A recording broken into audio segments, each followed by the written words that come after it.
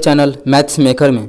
तो आज हम लोग मैथ्स के कुछ अति महत्वपूर्ण प्रश्न देखने वाले हैं। सभी क्वेश्चन एग्जाम ओरिएंटेड है, बहुत ही इंपॉर्टेंट प्रश्न है, सारा VVI क्वेश्चन है, बहुत सारा एग्जाम में पूछा गया प्रश्न है। सभी क्वेश्चन को आज हम लोग करने वाले हैं। कहीं भी किसी प्रकार का कोई भी दिक्कत हो किसी भी क्वेश्चन में तो आप लोग बेझिझक पूछ सकते हैं, ठीक है। सभी क्वेश्चन ये भी देखिए, रेलवे के एग्जाम में बहुत बार पूछा गया प्रश्न है, ये क्वेश्चन बहुत बार पूछा गया प्रश्न है, लेकिन आसान तरीका से हम लोग देखने वाले हैं। देखिएगा पहला क्वेश्चन हमारा क्या है, x की उम्र 36 वर्ष एवं y की उम्र 16 वर्ष है। x का उम्र जो है वो कितना है, 36 वर्ष है।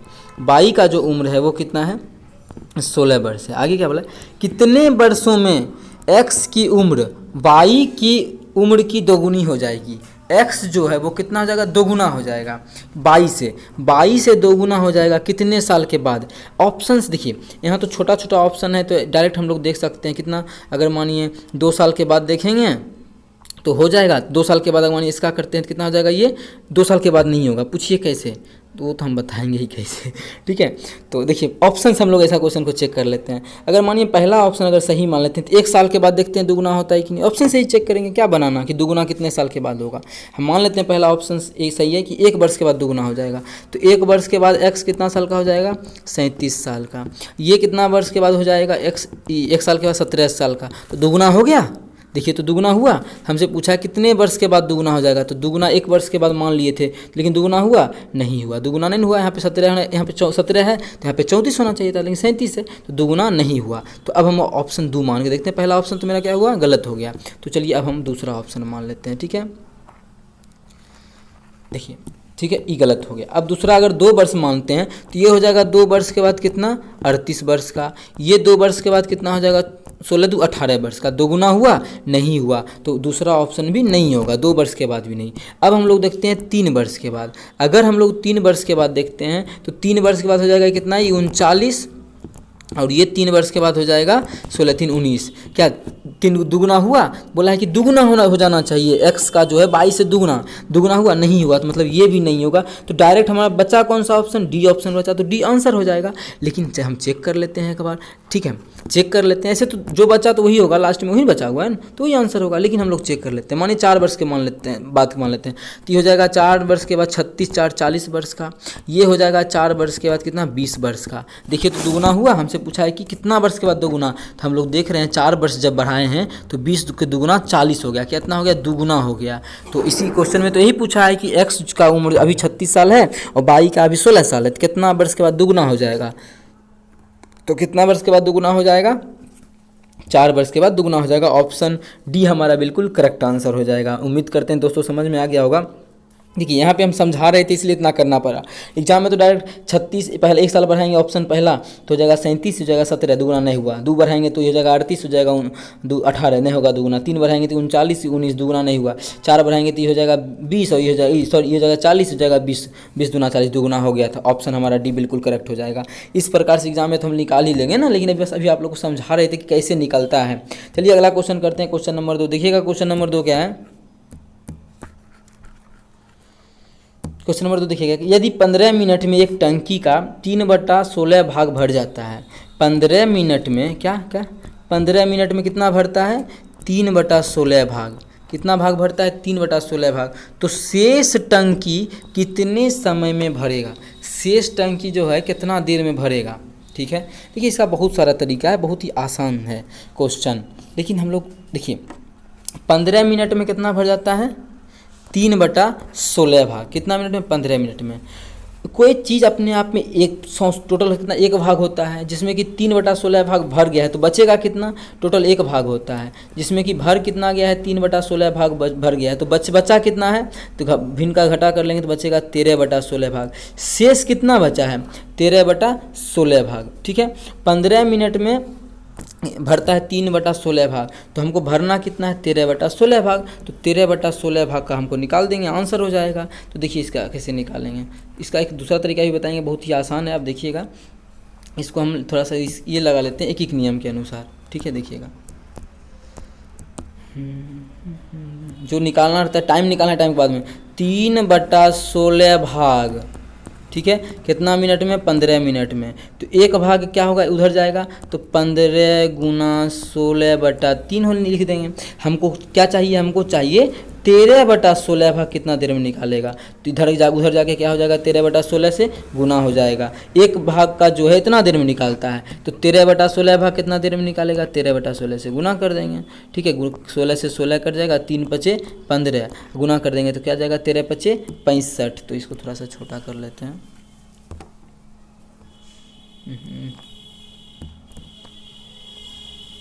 ठीक है, तो कितना आ गया, दोनों को गुना करेंगे काटने के बाद हम लोग का 13 पचे 65, तो कितना जाएगा 65 मिनट। ठीक है, तो शेष भाग को भरने में कितना समय लगेगा, 65 मिनट लगेगा। कौन सा ऑप्शन सही होगा, ऑप्शन हमारा कौन सा है, हाँ ऑप्शन सी हमारा बिल्कुल सही हो जाएगा। ऑप्शन सी 65 मिनट कितना लगेगा, 65 मिनट लगेगा शेष भाग को भरने में।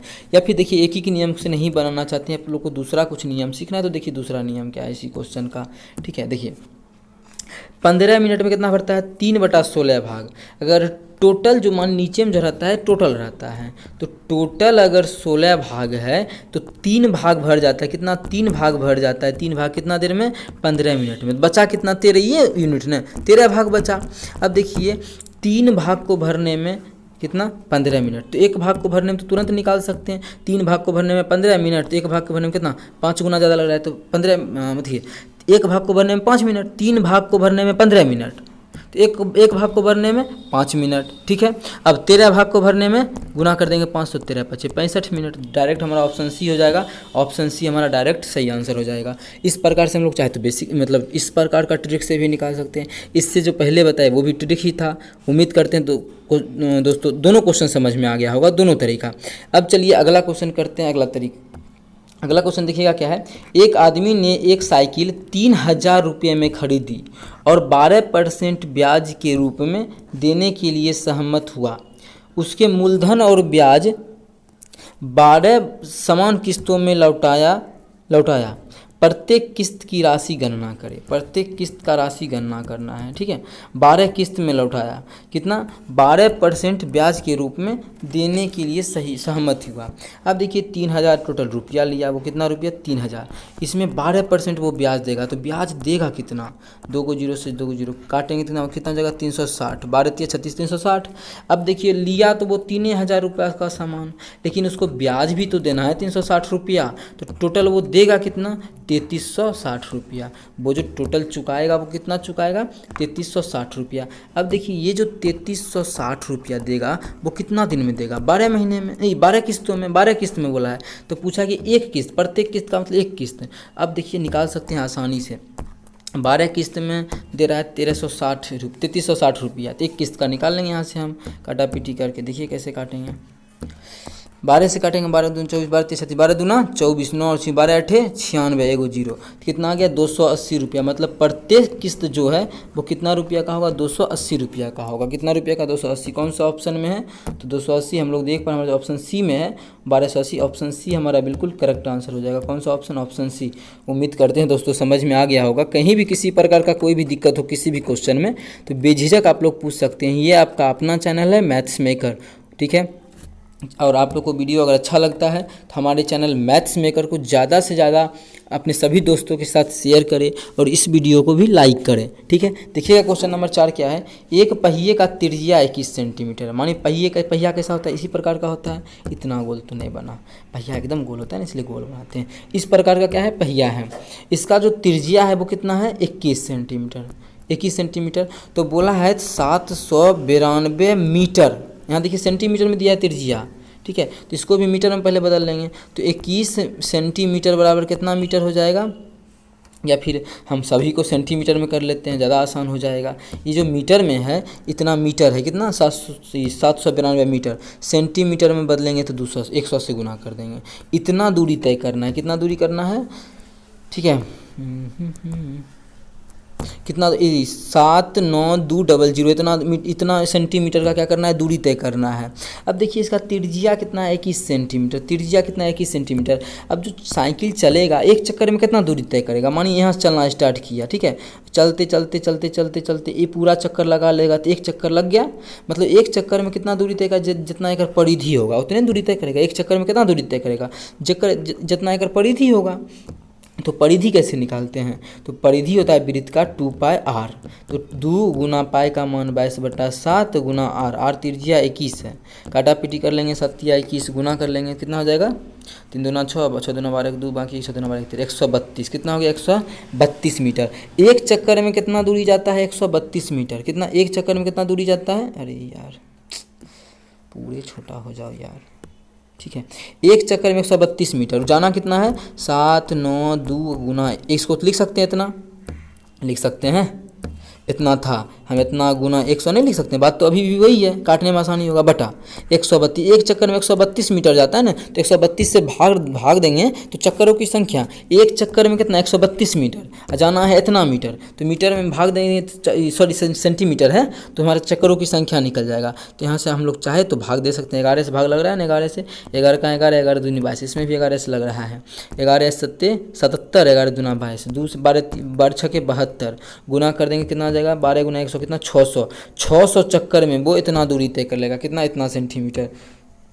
अगर बोले तो 792 मीटर, कितना में, 600 चक्कर में। कितना चक्कर में, 600 चक्कर में। कौन सा ऑप्शन है, तो हम लोग देख पा रहे हैं हमारा जो ऑप्शन डी है, ऑप्शन डी में है, तो ऑप्शन डी हमारा बिल्कुल करेक्ट आंसर हो जाएगा। कौन सा ऑप्शन, ऑप्शन डी। उम्मीद करते हैं दोस्तों समझ में आ गया होगा। अगर आप लोग को क्वेश्चन अच्छा लगता है तो अपने सभी दोस्तों के साथ इस वीडियो को ज़्यादा से ज़्यादा शेयर करें। अगर आप लोग चैनल पर नए हैं तो हमारे चैनल मैथ्स मेकर को सब्सक्राइब करें, ठीक है। तो चलिए मिलेंगे नेक्स्ट वीडियो में इसी प्रकार का बेहतरीन क्वेश्चन लेके, ठीक है, और ट्रिक भी शॉर्ट रहेगा। तो थैंक यू।